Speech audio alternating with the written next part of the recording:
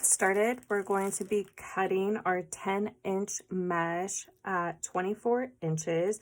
These are two different kinds of mesh. This is a dripped mesh, and then this one is a polypro mesh ribbon, or that's what they call it, but it's deco mesh. And I got this one at Hobby Lobby. They're slightly different, but they're similar in style, so I'm gonna go ahead and cut those at 24 inches, and I'm going to use the whole roll for them.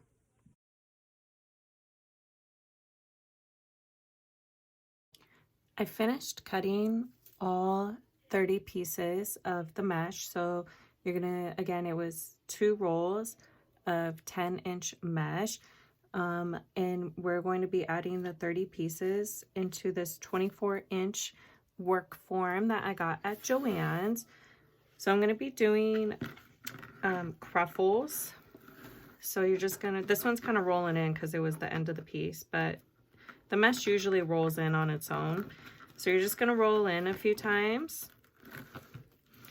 And then once you have your 2 ends rolled in, you're gonna walk your fingers as straight as you can down the middle, and then pinch it as tight as you can. And then you'll have a ruffle. And then you can start on the top or the bottom, it doesn't matter. I'm gonna start on the bottom. Oh wait, you know what, I forgot, we gotta add a center part too. So we'll go ahead and add that as well. So I'm just gonna give it a couple twists. And then that's what it should look like.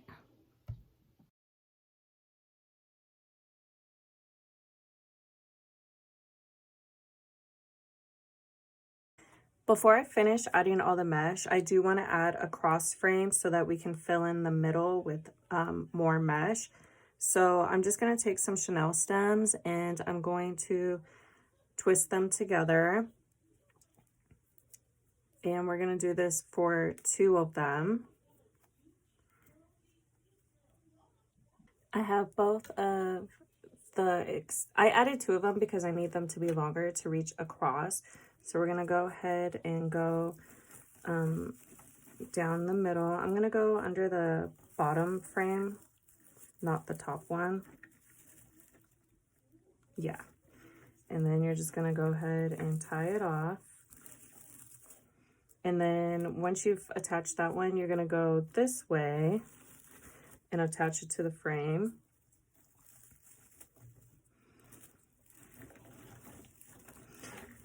And then I'm also gonna add a zip tie just right here in the middle. That way it stays put. I finished adding the cross frame. So as you can see, I added the zip tie right in the middle. So that's what it looks like. I'm gonna go ahead and add the rest of the mesh onto the top. And we're also gonna add it right here into the middle as well. To add the mesh into the center of the wreath frame, I just used half a chenille stem and attached it on. And then I'm going to be adding one right here up at the top. And then I'm just gonna wrap it around. I'll flip it over so you can see it.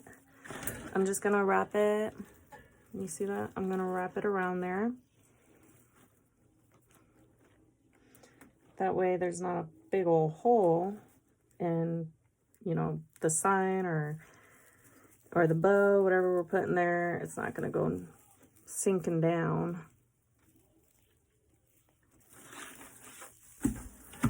There you go. And I'm gonna go ahead and add the rest of the pieces in there. Here it is with all the mesh on, and look how full it is. I really love this mesh. Let me show you the sign we're using. Look at how cute it is without the ring light. But I just thought that this mesh kind of mimicked or went well with like the Highland cow's fur, or it's kind of rustic. I don't know. We're gonna go ahead and attach the sign. I just attached, I glued some cable mounts onto the back, and I'm gonna use some chenille stems, or I don't have any floral wire, or I would have used that, so I'm just going to use some chenille stems and attach the sign down. We're going to start making our bow. We're going to start with this 4-inch red ribbon, and I'm going to make a 8-inch tail, pinch it right in the middle, and then when I put it into the easy bow maker, I'm going to go ahead and twist it.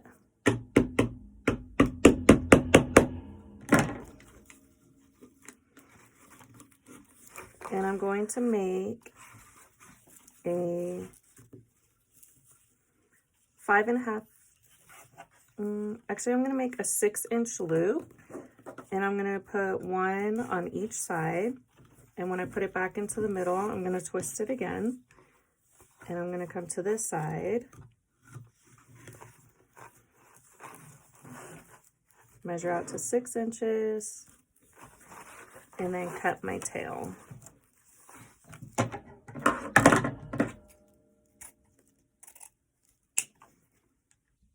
The next ribbon is a 2.5 inch. For this one, I'm going to dovetail it. So I just folded it over and I'm going to cut up. So that's what it should look like. And for this one, I'm going to make the tails the same length, so about 8 inches. And when I put it into the bow maker again, I am twisting it. And for this one, I'm going to go just a little bit smaller. So I'm going to go at about 5.5 inches. You can just eyeball it if you want.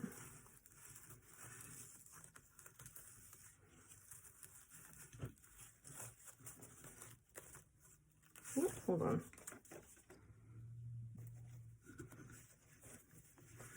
My ribbon got all tangled up there.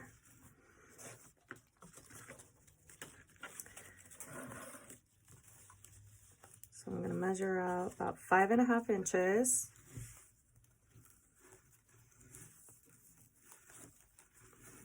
And then make sure you're twisting it in the middle so that your ribbon is ready to go on the other side.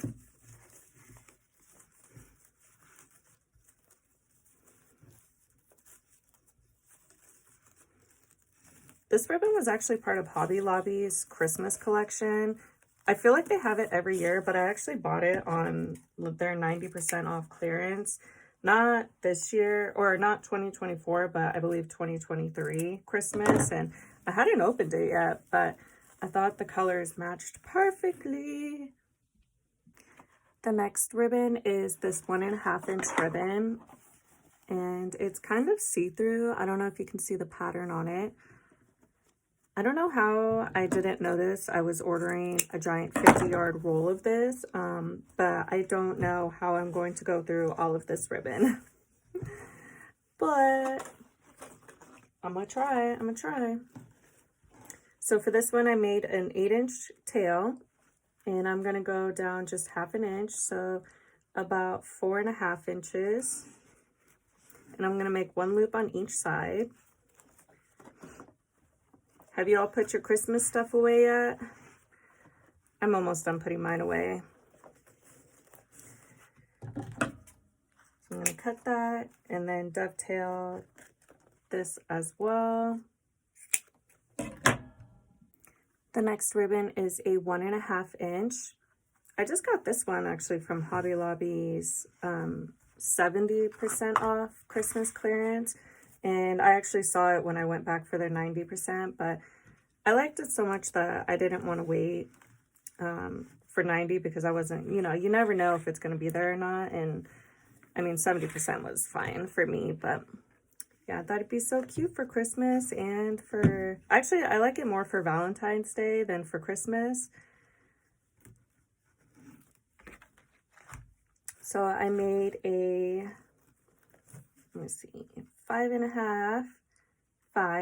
So this is a 4-inch loop. And then I made the 8-inch tail, and I'm just dovetailing. The next ribbon is a 1.5 inch ribbon. Again, I'm gonna measure out an 8-inch tail. And for this one, I'm not gonna go the full 1/2 inch smaller. I'm just gonna go a tiny bit smaller. Y'all, when I was driving my daughter to school this morning, I drove past our mailboxes and they were open.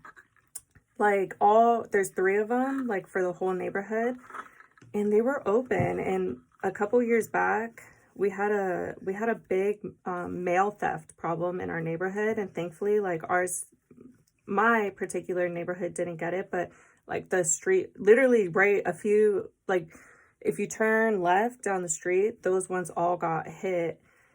So it was a blessing that we didn't. But yeah, when I drove by this morning, ours were open. And when I got back from dropping her off, I stopped and I took a video of it. And like I opened it, and it was so weird because all 3 of them were open, but there was packages in there. There was still mail in there.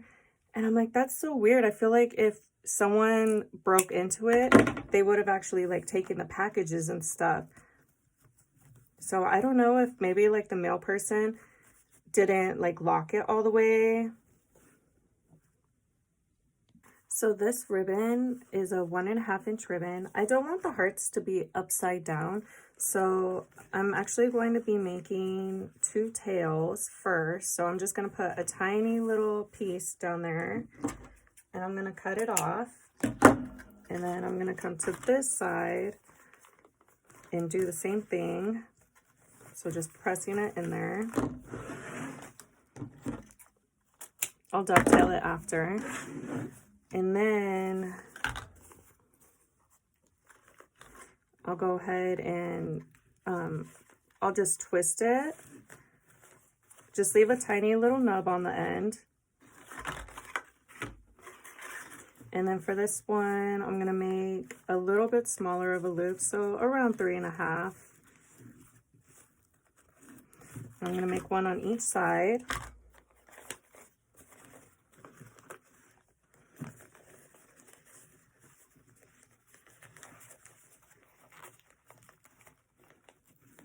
And then I'm just going to cut off a tiny little piece right here so that it can get tightened down. So I'm going to go ahead and lift this off the bow maker and use a zip tie and chenille stem to tighten it all down.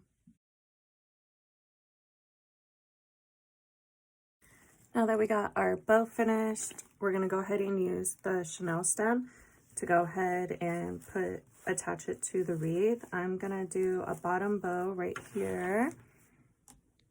I'm gonna be adding some ribbon tails into the wreath. So I just cut a 4-inch wide ribbon at about 16 inches. I'll cut off a little bit more.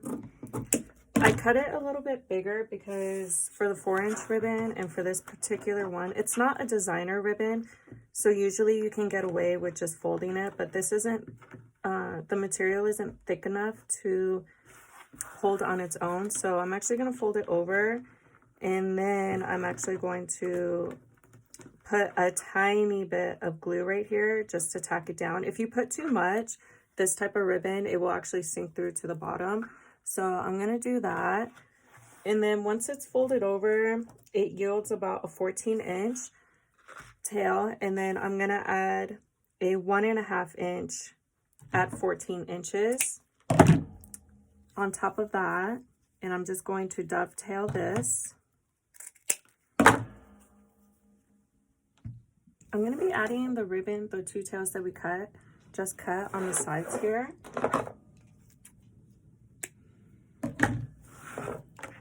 So I'm just gonna take them, layer them on top of each other, and then pinch it in the middle. And I don't want it too low, I want it kind of higher. So I'm just gonna go in here and find a tie. I thought this was cute because it kind of matches her bow, like her piggy tails up there. I thought that was cute to mimic it. I'm just gonna twist that.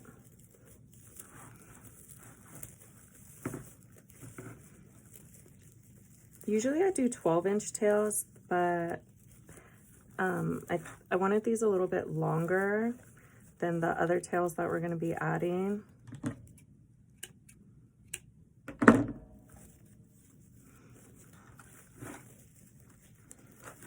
So I'm going to go ahead and add the other one to the other side. I'm going to go ahead and cut some ribbon tails. I'm using a 12-inch ribbon tail cutter. And the two ribbons I'm going to be using is this 1.5 inch and then this other 1.5 inch. I think I'm going to do, hold on. I'm going to start with 10. And then if I need to add more, I'll add more.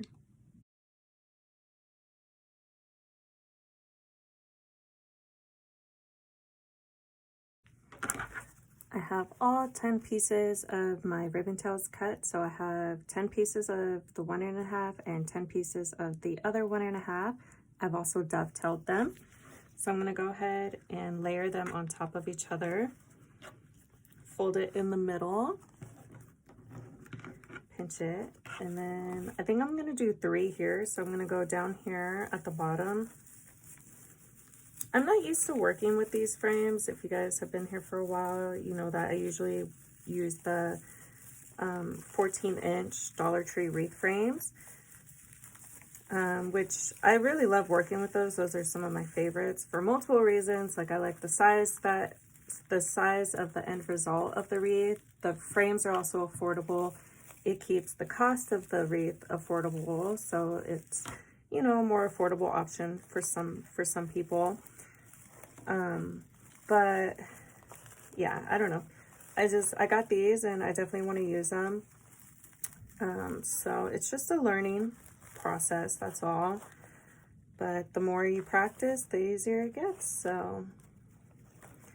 So far, I'm loving them. The only thing is, like, these wreath frames, they give me such a bad rash. Like, I think I'm allergic to them. And I was watching someone's live, and I had mentioned that because the creator was asking if people use these, and a lot of people commented to me saying that they also get rashes from these and you can actually be allergic to them, which I thought was really interesting.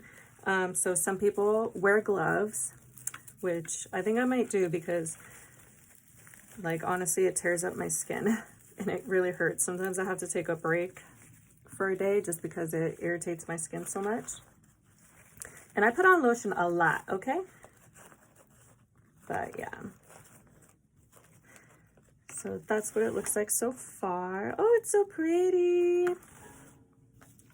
Y'all, I am in the LA, well, okay, I'm not in the LA area. I'm in LA County. So I'm like an hour and a half away from like all the fires going on. And actually I might be closer to some of them because I think some of them, yeah, technically I'm closer to like the Altadena one. It just depends on traffic. But anyways, yeah, the fires have been, oh, it's been so sad. Like, I cry sometimes watching the TikTok videos. It's just so devastating. But I have to say, like, California, I would not say is a place where people are generous or kind or, you know what I mean? Like, if you're from California, you know what I mean. But after seeing the response of the turnout for the victims of the fire, like, it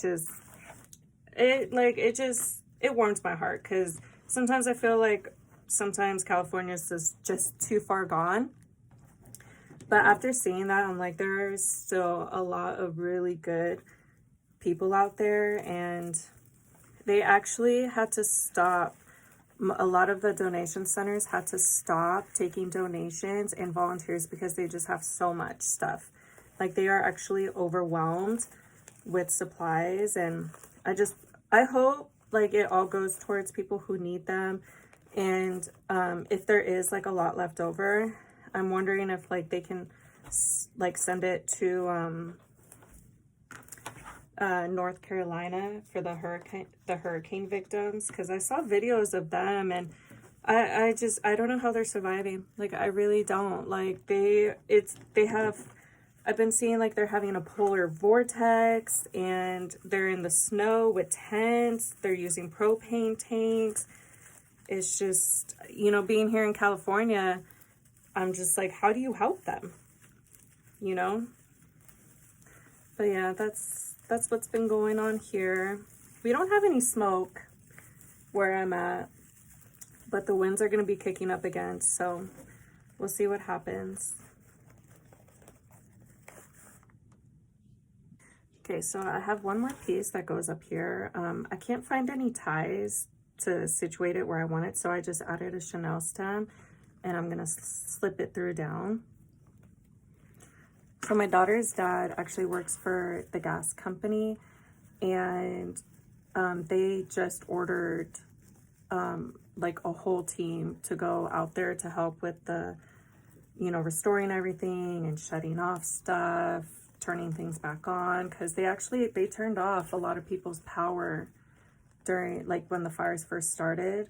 And my daughter's grandparents, they actually they're just like the city over, and they actually had their power shut off, so for the fires. And you know, they were like an hour or something away.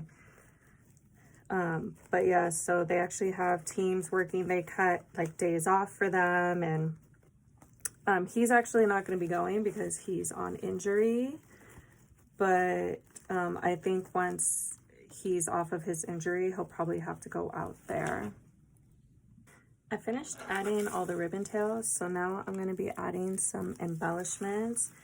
I have these. I pulled them out of my stash. I have no idea where they came from. They're just little filler flowers, but I think they're really dainty, so I like those. And then these ones I just got at Michael's. These are ranunculus, I believe. Yes, they're mini ranunculus. And then these are a mini pampas grass. And these are a white berry.